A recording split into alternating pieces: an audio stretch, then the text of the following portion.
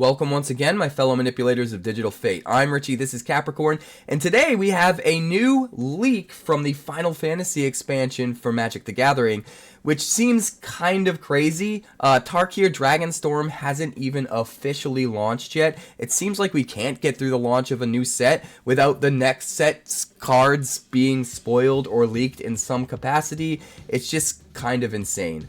But that's the world we're living in these days, right? It looks like every single card that was leaked here is from the starter set for the Final Fantasy expansion, so the power level is a little bit lower. These cards are meant to introduce new players to the game, so nothing like super insanely powerful. Most of the powerful stuff is going to come in the actual base set that's coming in boosters and stuff like that. But there are a few pretty crazy cards to go over, and I haven't finished translating all of these exactly 100% yet, so there will be another video coming down the line where we have all of the actual fully translated versions of every single card to go over officially. But there are a number of these that I do know what they do off the cuff, just through discussions that I've had with people and through some off-the-cuff translations that I've done myself. So there is a lot to talk about still. We're going to go over every card. First of all, here at the top left, this is a White Mage's Rod. It's an equipment, and the equipment in this set has a brand new mechanic attached to the equipment that we'll get to in a little bit. The second card here is some kind of big white mage spell. I know that what it does is for 7 mana, 2 white and 5, it creates 4 1/1 token creatures, and then you also put a +1/+1 counter on every single one of your creatures, including those 4 token creatures, which seems pretty interesting. This third card here is the one that I want to dig into in a little bit more depth, because this is the card that shows off the new mechanic that's coming attached to equipments. It's a part of the equipments that are coming in this set. They have a new mechanic attached to them, so let's talk about that really quick. We have a fan-translated version of the card here. It says Dragon Spear. We know that this is going to be Dragoon's Lance, right? It's not going to be Dragon Spear. Those of you that know Final Fantasy well and good know that this is going to be Dragoon's Spear, right? 1 white and 1 for an artifact equipment. It has Gaia-Balg as an ability that equips it for 4 colorless mana, which seems kind of interesting that they're naming the equip abilities. But now we see the mechanic here. So choose a job. When this equipment enters, create a 1/1 colorless hero creature token and then attach it to that token. So it looks like every single equipment in this game, or maybe not every single equipment, but most of them, especially the ones that are associated with a class specifically, will have this choose a job mechanic where when you play the equipment for the first time, it creates a 1/1 hero creature token and then becomes attached to that hero creature token. Why is it called choose a job? Because all of these equipments have as part of their ability a way to hand off a creature type to that creature token, to any creature that it's equipped to, and then turns it into that creature type, thus choosing a job. In this case, equipped creature gets +1/+0 and is a knight in addition to its other types, so it turns that creature into a knight. And then during your turn, equipped creature has flying. So basically, this thing creates a 1/1 token, immediately becomes attached to it. It's basically a 2/1 flyer on your turn, 2/1 non-flyer on your opponent's turn, and it counts as a knight. It turns that creature into a knight. And what's cool about that is even when the token dies, or if you decide to equip this to something else later on, it will turn whatever you equip it to into a knight. So being able to enable tribal synergies by equipping an equipment like this to one of your other creatures does seem like an interesting new style of mechanic. It also seems like an interesting way to get some value off of a lot of equipment in the set, where all of these equipment with choose a job are going to create these tokens, these 1/1 colorless hero creature tokens. So you're going to get added value on all of those equipment. And I'm curious if down the line we have an extra layer of the mechanic where the hero creature type in particular might get some kind of synergies from cards in the set.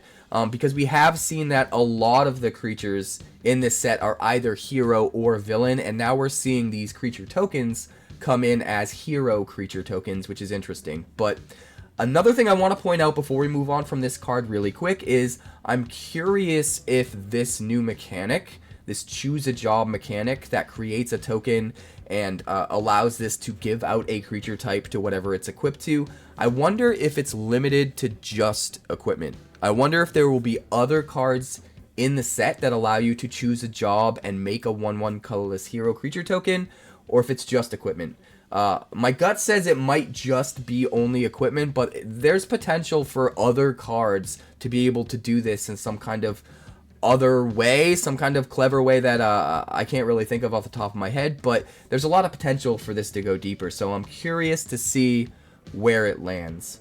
But moving on to the rest of the cards, we have Grahatia here, which is a 3/5 for 5. I believe he has Vigilance, and he has some kind of an ability that triggers when your creatures or artifacts leave the battlefield. I believe you draw a card when a creature or artifact leaves the battlefield, and it only triggers once a turn.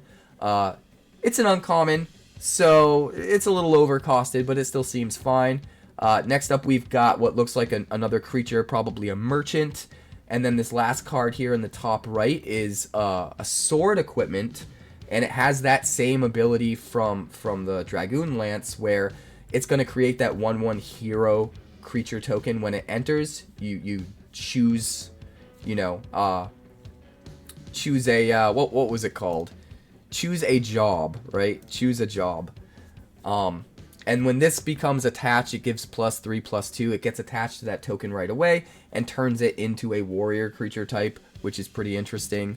We've also got a suplex down here in the bottom left, which is, I believe, if I remember correctly, this is like a braid, but it's a sorcery speed of braid, but with the upside of exiling the things it gets rid of instead of just destroying them, which is nice. And then we have a copy that's Freya Crescent here, a copy of Freya Crescent. She is an uncommon legendary creature, a 1/1 for 1 red, and I believe she has flying on your turn, which seems to be like the Dragoon Lance sort of ability. And then she can also, I believe, tap for 1 red, but you can only use that mana on equipment in some way. Something like that. Again, we'll have another video later on down the line where we go over these in complete detail once I have them completely translated. But I do remember a number of these just from conversations I've had, so we're gonna go over what we can. Next up, we've got Katana D Samurai. So this is a Samurai's Katana. Again, it's another one that makes a 1/1 hero creature token, attaches, turns that token into a samurai, gives it +2/+2, as well as some other sort of ability. It equips for a whopping 5, but it's cool that the ability to equip it is called Murasame, which is, one of the katanas in the game. And then we have a mono red version of Barrett Wallace, 1 red and 3 for a 4/4. Not sure what his abilities are. I think Vigilance. And then I'm not sure what his other ability is, but we'll get back to it when we have the translated versions for sure. And then this last card in the bottom right here is a common dual land. I want to point out, even though this isn't interesting in any functional way, I like that they're using even just the common lands as an excuse to dive even deeper into the lore of Final Fantasy and represent just as many different locations across the series as possible. This is a common Boros land that taps for a white or red, enters tapped, and it's just an opportunity to have Rabanastre, the city of Rabanastre, become a land. So the fact that they're going to use every single land in the set, even these commons, as just another opportunity to represent really cool locations across the series, is really exciting to me. But let's move on to some of the other cards spoiled in this deck. We've got Rosa from Final Fantasy IV, I believe. 1 white and 3 for a 2/3. I believe she also has Vigilance. Not sure what her abilities are. Then we have Beatrix, General. 4/4 Vigilance. So maybe this wasn't Vigilance. Maybe Alcance is Lifelink? I think it might be Lifelink. because Beatrix is definitely a 4/4 with Vigilance for 2 white and 4. And I believe she has an ability that works with equipment somehow, but I'm not entirely sure. Next up, we've got Lightning here, this third card. One red and 2 for a 2/3 menace. And when she deals combat damage to the opponent, you get to exile a card. And for as long as you control Lightning, you can play that card. So what's cool about that ability is it doesn't just last until end of turn like a lot of the exile a card and play it things. It lasts forever as long as you don't lose control of Lightning. You can just stock up on cards that you can just wait to cast at a perfect time later on, which seems pretty cool. And then we have Reyes del Juicio. This is an instant. It's probably removal. It looks like it does 5 damage to something at instant speed, and also has another ability attached to it. And it's one of Sid's abilities from Final Fantasy 16, which looks pretty cool. Then we have another equipment here, Arma Artima. This one is a legendary equipment, and it costs a whopping 7. It's a rare. It equips for 7. It gives the equipped creature +7/+7, and it also grants an ability to the equipped creature. And I'm pretty sure what it does is it makes it so that when the equipped creature attacks, you get to destroy target creature that the opponent controls. I might be a little bit off on that. It could trigger off of some other different way. But I'm pretty sure that's what the translation is. That when it attacks, it gets to destroy another target creature. It definitely gets to destroy a creature at some point, which triggers off of doing something. I'm pretty sure it's attacking.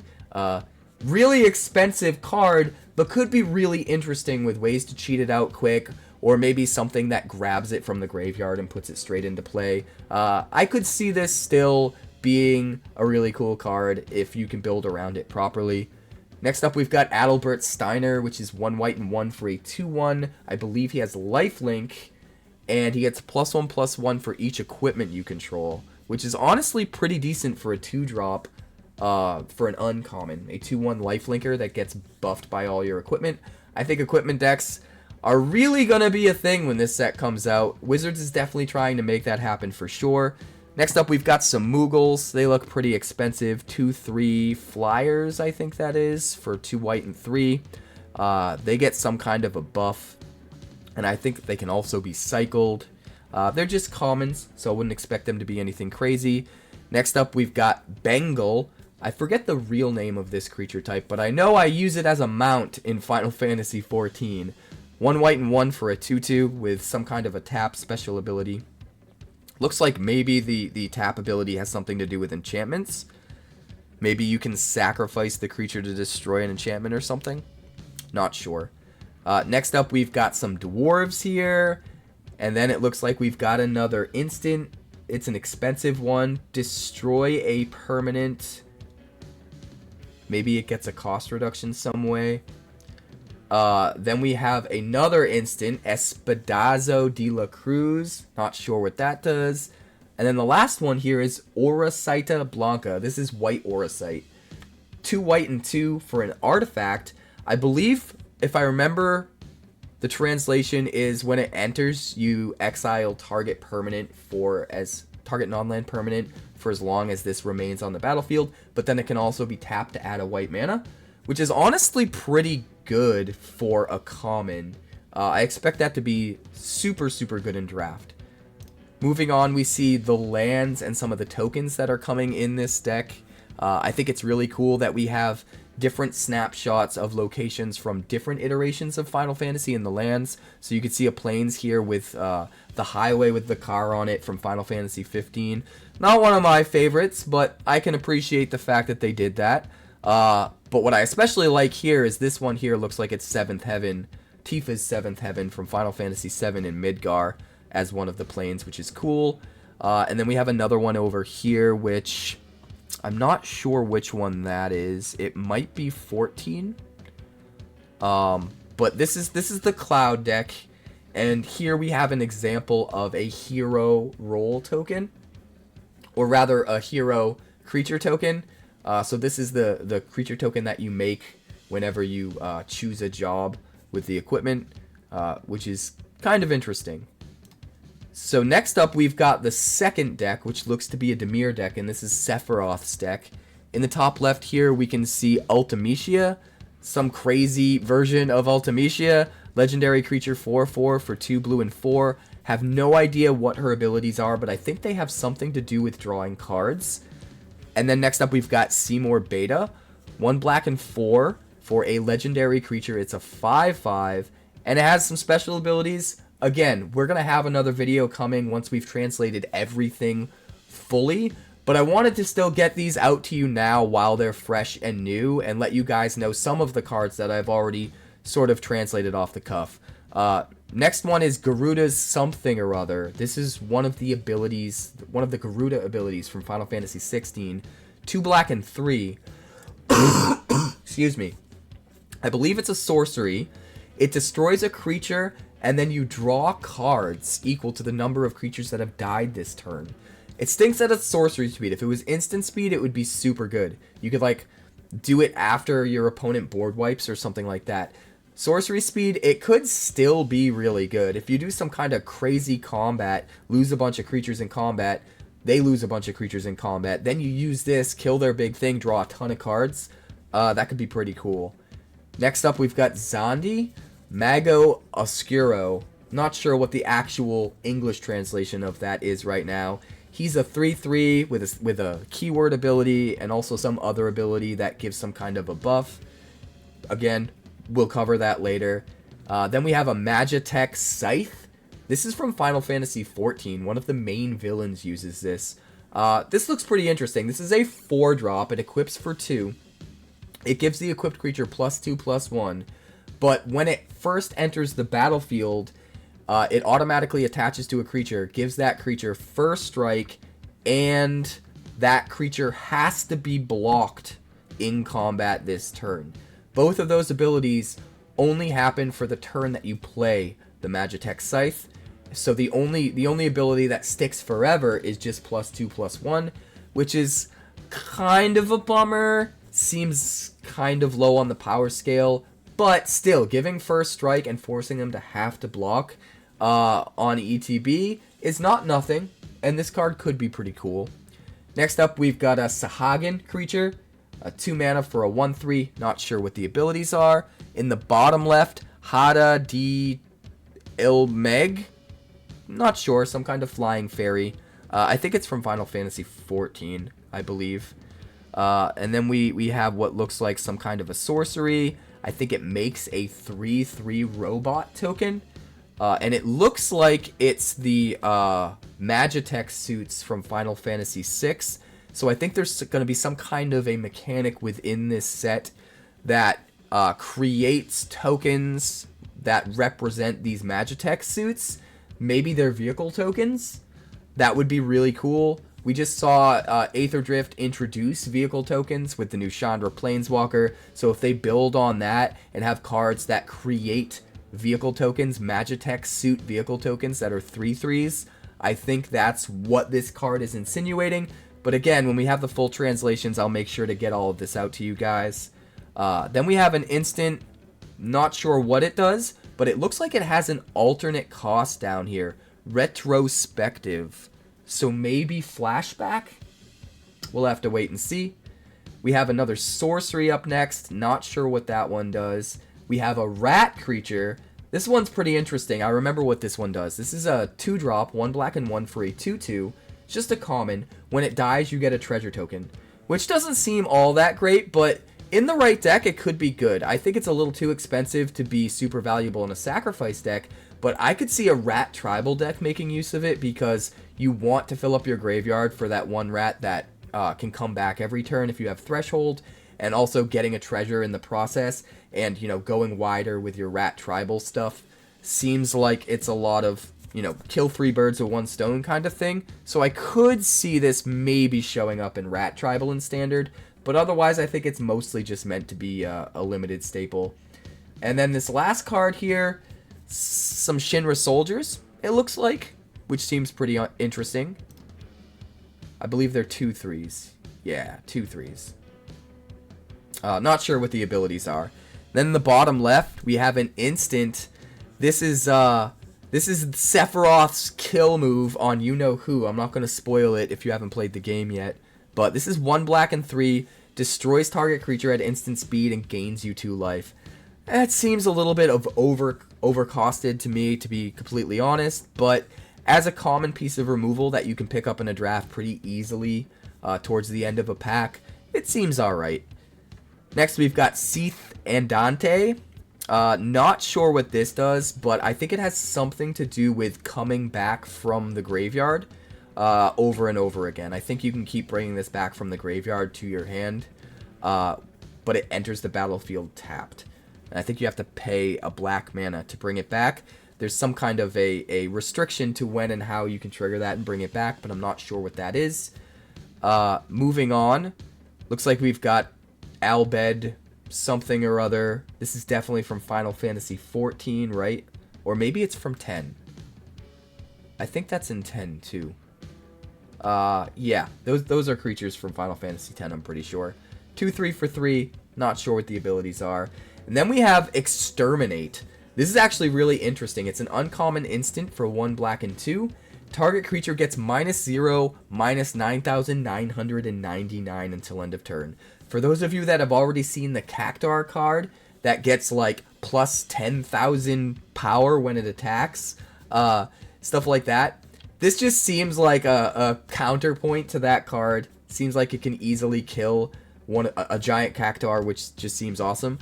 But it's also got a little bit of subtle utility in the fact that it can get rid of, indestructible creatures. Doesn't care about indestructible. There's some interesting ways you can use it. So I like seeing this. 3 mana instant speed. Just interesting, nuanced removal.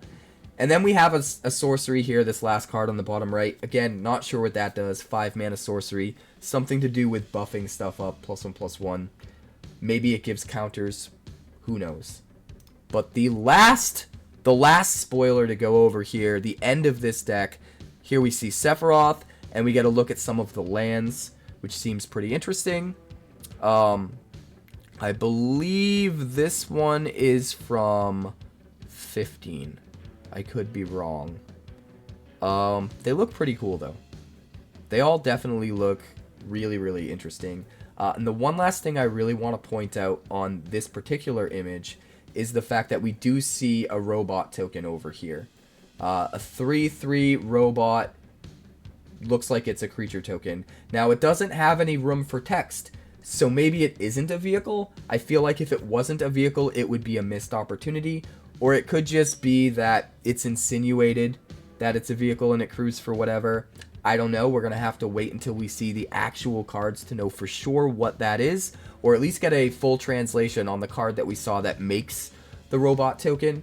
I think it would be a missed opportunity if it's not a vehicle token, but even if it's just, a robot creature token and it's meant to represent the Magitech armor, that's pretty cool too.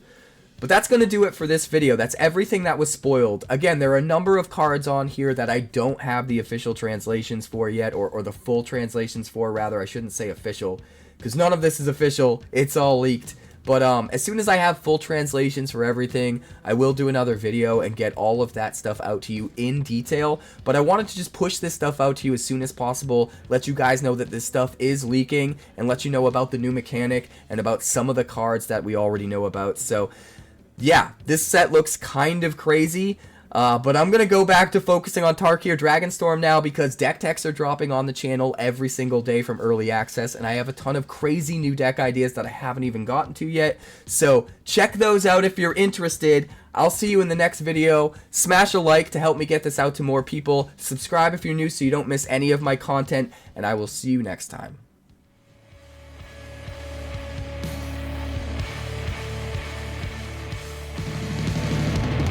Thanks so much for checking out my channel. I'd like to give a huge shout out to all of my patrons over at Patreon. Without you guys, this channel would not be possible, so honestly, thank you from the bottom of my heart for all of your contributions. If you haven't yet, like and subscribe. The more likes we get and the quicker we get them, the bigger this channel will grow and the faster it will grow. I'd love nothing more than this channel to become something very special for you guys, but it's entirely up to you how fast that happens. Also, if you'd like more deck techs, that's somewhere over there. And if you'd like to see what else the channel's been up to lately, that's somewhere up that way. Also, subscribe, circle below, do all the things.